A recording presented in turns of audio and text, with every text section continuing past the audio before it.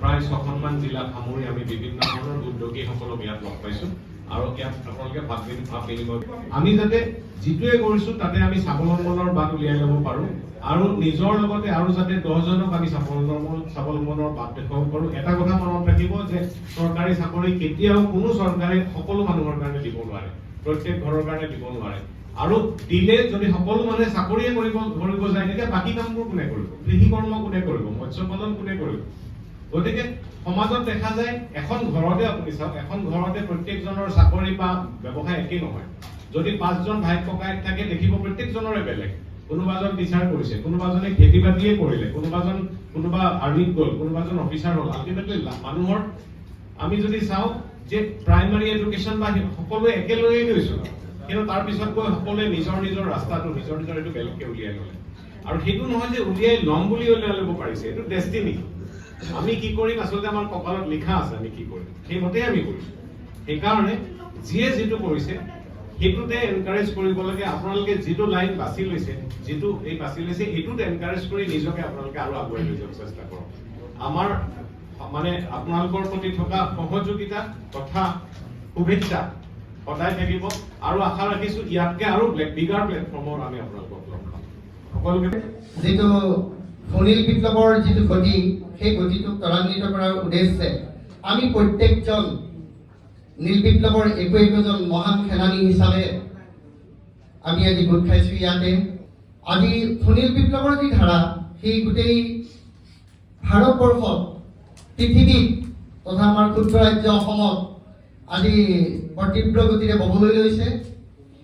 আমাৰ চৰকাৰৰ ফালৰ পৰাও বিভিন্ন আঁচনিৰ মাধ্যমেৰে আমাৰ গাঁৱৰ শিক্ষিত নিবনুৱা যুৱকসকলক উপকৃত কৰাৰ উদ্দেশ্যে বিভিন্ন ধৰণৰ আঁচনি প্ৰৱৰ্তন কৰিছে।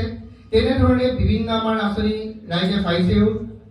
আমি ৰিচেণ্টলি আমাৰ যি চলি আছে প্ৰধানমন্ত্ৰী মৎস্য সম্পদা যোজনা, তাৰ অধীনত আমাৰ বিভিন্ন ছেক্টৰ ফিচাৰীৰ লগত জড়িত ব্যক্তিসকলে বিভিন্ন ধৰণে সাহায্য পাবলৈ সক্ষম হৈছে। ধৰি লওক এজন মাছ বেপাৰী, তেখেতে মাছ বিক্ৰী কৰি জীৱন নিৰ্বাহ কৰে, তাৰ কাৰণে তেখেতক এখন চাইকেল আৰু এটা আইচবক্সৰ যোগান ধৰা হৈছে। বা কোনোৱে যদি বিচাৰে অকণমান শক্তি সামৰ্থ্য আছে, তেওঁ এখন টমটম হওক, 3চকীয়া হওক, ৰেফ্ৰিজাৰেটেড ভেহিকুল হওক, এইখিনি পাবলৈ সক্ষম হৈছে। আগতকৈ চাওক মানুহৰ সময়ৰ নাটনি হৈছে আৰু মানুহক খুব সোনকালে বস্তুৰ প্ৰয়োজন হৈছে। তেনে ক্ষেত্ৰত আমি খুব সহজতে সোনকালে আমি প্ৰত্যেকজন ব্যক্তিৰ ঘৰত আমি বস্তু ডেলিভাৰী দিবৰ কাৰণে আমাৰ প্ৰয়োজনীয়তা আহি পৰিছে। বিভিন্ন ছেক্টৰত যেনেকৈ আজি প্ৰত্যেকটো বস্তুৱেই প্ৰত্যেকজন গৃহস্থীয়ে ঘৰতে থাকি পায়, তেনেকৈ মাছটো প্ৰত্যেকজন গৃহস্থীয়ে ঘৰতে থাকি পাবলৈ সক্ষম হৈছে।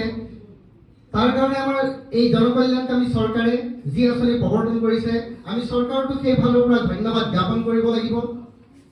আমাৰ বিভিন্ন স্তৰৰ ব্যক্তিসকলৰ কাৰণে বিভিন্ন ধৰণে আমি আঁচনিসমূহ দিবলৈ আমি চেষ্টা কৰিছোঁ। কথাটো হৈছে কি যে ডাঙৰ পুখুৰী সৰু পুখুৰীখনক যিসকলে মাটি আছে তেওঁলোকে ডাঙৰ পুখুৰী খান্দক, যিসকলৰ কম মাটি আছে তেওঁলোকে সৰু পুখুৰী খান্দক, আৰু তেওঁলোকে ক্ষুদ্ৰ ক্ষুদ্ৰ পোনাবিলাকক অলপ ডাঙৰ কৰি বিক্ৰী কৰি ছমাহৰ ভিতৰত এটা গুড আৰ্নিং পাবলৈ সক্ষম হওক। তদুপৰি আমাৰ ফিড মিল, আমাৰ এটা মেইন বস্তু অভাৱ হৈছে। আমাৰ প্ৰকৃততে মাছৰ যিটো খাদ্য, যিটো আমাৰ বেলেঞ্চ ফিড, সেইটোৰ অভাৱ। তাৰ কাৰণে খাদ্যৰ কাৰণে ফিড মিল বিভিন্ন ঠাইত কনষ্ট্ৰাকশ্যন হৈছে। নতুন টেকনিক বায়'ফ্লক আহিছে। বায়'ফ্লকৰ জৰিয়তে কাৱৈ, মাগুৰ, শিঙি ইত্যাদি মীন পালন কৰি আমি অধিক লাভান্বিত হোৱাৰ প্ৰয়াস কৰিব লাগিব। তদুপৰি ৰাজ বুলি এটা আমাৰ যি আঁচনি আছে, সেই ৰাজৰ জৰিয়তে আমি উন্নত ধৰণৰ টেকনিক অৱলম্বন কৰি আমি কম সময়ৰ ভিতৰত যথেষ্ট আমি প্ৰডাকশ্যন বঢ়াবলৈ সক্ষম হ'ম। এনেদৰে আপোনালোকক আমি বিভিন্ন ধৰণে বিভিন্ন আঁচনিৰ মাধ্যমেৰে সামৰি লৈ আমাৰ মীন পালনৰ দিশটোক তথা মীন উৎপাদনটোক আমি আগুৱাই লৈ যোৱাৰ প্ৰয়াস কৰিছোঁ। এতিয়া ৰিচেণ্টলি আপোনালোকক আমাৰ এলিএম চাহাবে কৈ গ'ল কেচিচিৰ সুবিধা এটা দিছে। অসমৰ ইতিহাসত কেচিচি যিটো ঋণৰ প্ৰৱৰ্তন, সেইটো ফৰ দ্য ফাৰ্ষ্ট টাইম আজি 2 বছৰ আগৰ পৰা প্ৰায় ইয়াৰ ষ্টাৰ্ট হৈছে আৰু এতিয়াতো আমি তীব্ৰ গতিৰে আমি এই কামখিনি কৰিবলগীয়া হৈছে। আপোনালোকে যিসকলৰ ফিচাৰী আছে, আজিও এই সভাৰ মাধ্যমেৰে আকৌ পুনৰ আপোনালোকক ক'ব বিচাৰিছোঁ যিসকলৰ ফিচাৰী আছে তেওঁলোকে এপ্লিকেশ্যন কৰক জিলা উন্নয়ন বিষয়াৰ কাৰ্যালয়ত, আৰু জিলা উন্নয়ন বিষয়াৰ কাৰ্যালয়ে প্ৰত্যেকটো বেংকৰ লগত যোগাযোগ কৰি আপোনালোকক KCC ঋণ প্ৰদানৰ ক্ষেত্ৰত সহায় কৰি দিব। আমাৰ যি LDM সাহেব আছে তেওঁ কৈ গৈছে কিছুমান ৰিজেকশ্যন হৈছে, হ'ব পাৰে বেংকৰ নথিপত্ৰ বৰ বিশেষভাৱে প্ৰয়োজন হয়।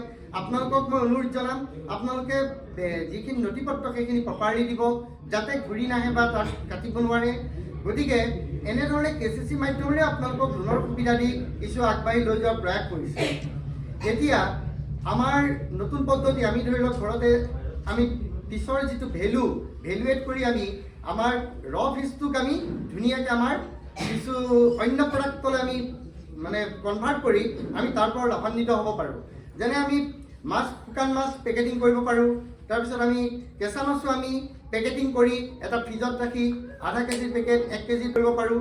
তদুপৰি আমি মাছৰ পৰা আচাৰ প্ৰস্তুত কৰিব পাৰোঁ, ফিছ পিকল, আৰু সেইটো বৰ সমাদৃত বৰ্তমান সময়ত। গতিকে আপোনালোকক মই এইটো ক'ম, অকল যে মাছকেইটা প্ৰডাকশ্যনে কৰি থাকিব সেইটো নহয়। যিসকলে অলৰেডি প্ৰডাকশ্যন কৰি এই ক্ষেত্ৰত বহু আগুৱাই গৈছে তেওঁলোকে অন্য চিন্তা কৰক।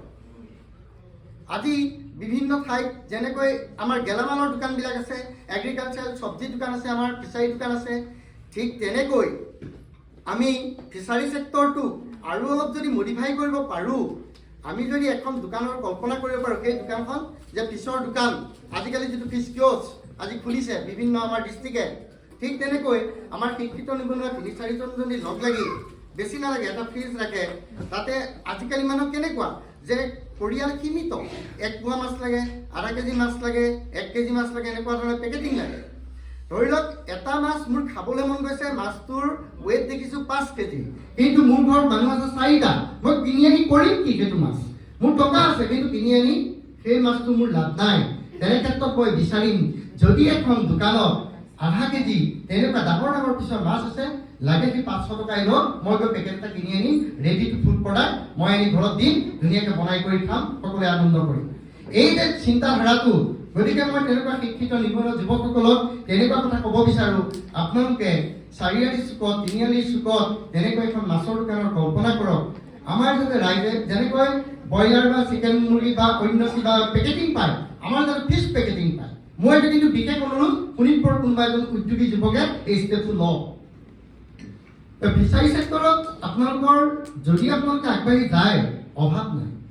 এতিয়া প্ৰায় 95% মানুহৰ যি ডিমাণ্ড আমাৰ অসমত, আমাৰ যি এতিয়া 417 মিলিয়ন কেজি প্ৰডাকশ্যন হৈ আছে বৰ্তমান 20-21 বৰ্ষত, আমাক লাগে প্ৰায় 550 মিলিয়ন কেজিৰ ওপৰত ফিছ বৰ্তমান সময়ত অসমত।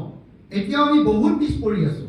তদুপৰি আমাৰ এখন হিউজ মাৰ্কেট আছে, নৰ্থ ইষ্টাৰ্ণ ষ্টেট আমাৰ গোটেইকেইখন হাতত আছে, য'ত নেকি ফিছ প্ৰডাকশ্যনে মোটামুটি নহয় বুলি ক'ব পাৰি, ফ্ৰেছ ৱাটাৰ ফিছ প্ৰডাকশ্যন খুব কম হয় গোটেইকেইখন ষ্টেটে, প্লাছ আমাৰ যিখন হিলি আমাৰ ডিষ্ট্ৰিক্ট আছে গোটেইখিনিয়ে আমাৰ ওপৰত ডিপেণ্ড কৰে। আজি শোণিতপুৰ, নগাঁও, মৰিগাঁও এইখিনিৰ ওপৰত বিশেষভাৱে আমাৰ চাইডে ডিপেণ্ড কৰে। আপুনি চাওক নগাঁও বা আপোনাৰ হোজাই বিনাকান্দি এৰিয়া বা মৰিগাঁও, আপোনালোকে যদি তালৈ যায় তেতিয়াহ'লে দেখিব তাত ৰাতিপুৱা 6টা বজাৰ পিছত কিছুমান ফিছ মাৰ্কেট নাপায় আপুনি বিচাৰি পেলাই। ৰাতিপুৱা 6টাৰ পিছত আপুনি মাৰ্কেটখন নাইকিয়া হৈ যায়। কি হয়? সেই যে 3টামান বজাৰ পৰা বহি মাৰ্কেটখন গোটেই মাছ পেকেটিং হৈ গোটেই অসমৰ বিভিন্ন ঠাই, নৰ্থ ইষ্টৰ বিভিন্ন ষ্টেটত ভাগ হৈ গুচি গ'ল। ইমানেই ডিমাণ্ড এতিয়াও আছে মাছৰ। গতিকে মই আমাৰ ৰাইজক এইটোৱে ক'ব বিচাৰোঁ যে মাছটো আমাৰ স্বাৱলম্বিতাৰ এক মানে সুন্দৰ আহিলা হ'ব পাৰে। গতিকে আমি স্বাৱলম্বিতা দিশৰ খোজকাঢ়ি আমাৰ পৰিয়ালটোক টনকিয়াল কৰিবলৈ হ'লে আমাৰ ঘৰতে থকা মাটি যিখিনি আছে সেইখিনিকে আমি আটোমটোকাৰিকৈ বিভিন্ন ধৰণৰ পদ্ধতি অৱলম্বন কৰি যাৰ যেনেকৈ সুবিধা হয় আমি বিভিন্ন ধৰণৰ মাছ পালন কৰি আমি আমাৰ প্ৰডাকশ্যনটো বঢ়োৱাৰ লগে লগে আমাৰ পৰিয়ালটোকো আমি আগবঢ়াই লৈ যাব লাগে। এইখিনিকে কৈছোঁ কাৰণ অসমীয়া মানুহে মাছ খাই ভাল পায়। কথাতে কয় চালত কোমোৰা, লাও, জিকা, ভোল, ভঁৰালত জহা ধান, গোহালিত গৰু, পুখুৰীত মাছ, বাৰীত তামোল পাণ। গতিকে অসমীয়া জাতিৰ পৰম্পৰা, বিহু, সংক্ৰান্তি, শ্ৰাদ্ধ, বৃন্দ সকলোতে আমাৰ বিয়া বাৰু সকলোতে মাছৰ প্ৰয়োজন। সেইকাৰণে আপোনালোকক কওঁ আপোনালোকে মাছ প্ৰডাকশ্যন কৰক, মাছত স্বাস্থ্য, মাছত ধন, কৰি অসম নদন বলক।